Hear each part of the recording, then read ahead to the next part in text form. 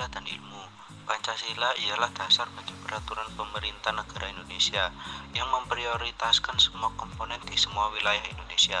Pengertian ilmu itu sendiri ialah ilmu diartikan sebagai pengetahuan tentang suatu bidang yang disusun secara bersistem menurut metode tertentu yang dapat digunakan untuk menerangkan gejala tertentu di bidang pengetahuan itu.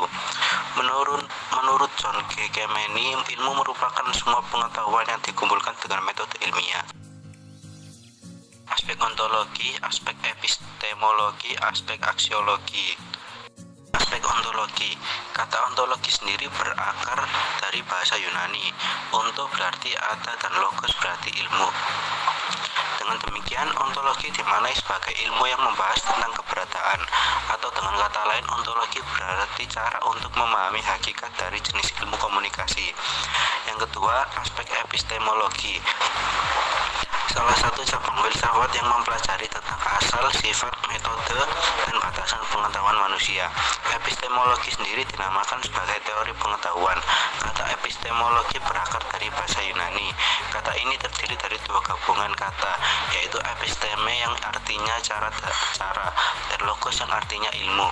Jika diartikan secara keseluruhan, epistemologi adalah ilmu tentang bagaimana seorang ilmuwan membangun ilmunya. Yang terakhir, yang ketiga, aspek aksiologi. Aspek ini berasal dari bahasa Yunani. Istilah ini terdiri dari dua gabungan kata, yaitu aksios dan logos. Aksios berarti nilai, sedangkan logos bermakna ilmu atau teori. Jika diartikan keseluruhan, maka artinya adalah teori tentang nilai. Aksiologi adalah teori nilai yang berhubungan dengan kegunaan dari pengetahuan yang didapatkan. Pancasila sebagai dasar pengembang ilmu. Yang pertama, sila ketuhanan yang Maha Esa. Ilmu pengetahuan tidak hanya memikirkan apa yang ditemukan, dibuktikan, dan dikembangkan, tetapi juga mempertimbangkan maksud dan akibatnya kepada kerugian dan keuntungan manusia dan sekitarnya. Kedua, sila kemanusiaan yang adil dan beradab. Itu memberikan dasar-dasar moralitas bahwa manusia dalam perkembangan ilmu pengetahuan haruslah secara beradab. Ketiga, sila persatuan Indonesia. Itu kesadaran kepada bangsa Indonesia bahwa rasa nasionalisme bangsa Indonesia akibat dari perkembangan ilmu pengetahuan dan kesatuan bangsa dapat dipelihara.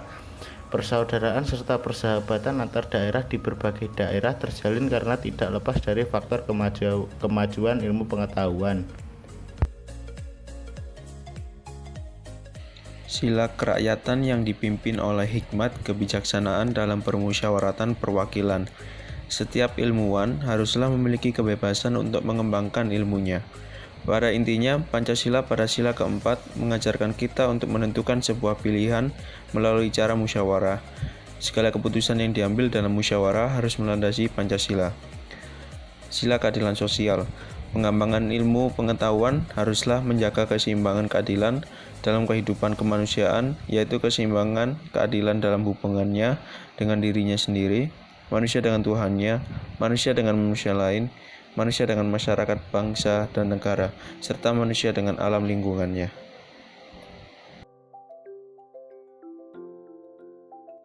Pancasila sebagai dasar strategi pengembangan ilmu dan teknologi. Pertama, setiap ilmu pengetahuan dan teknologi atau IPTEK yang dikembangkan di Indonesia haruslah tidak bertentangan dengan nilai-nilai yang terkandung dalam Pancasila. Yang kedua, setiap IPTEK yang dikembangkan di Indonesia harus menyertakan nilai-nilai Pancasila sebagai faktor internal pengembangan IPTEK itu sendiri.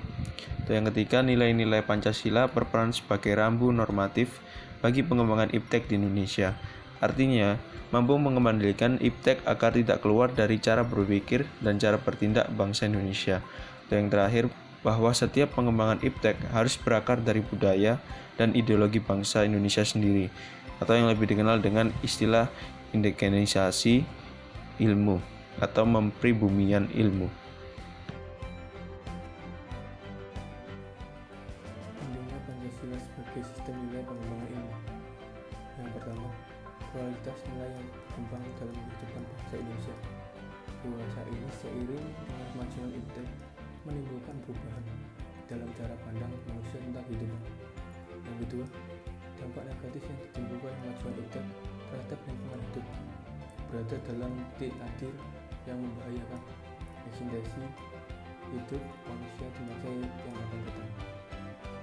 Yang ketiga, perkembangan iptek yang didominasi negara-negara barat dengan politik global ikut mengancam nilai-nilai khas dalam kehidupan bangsa Indonesia seperti spiritualitas, gotong royong, solidaritas, musyawarah,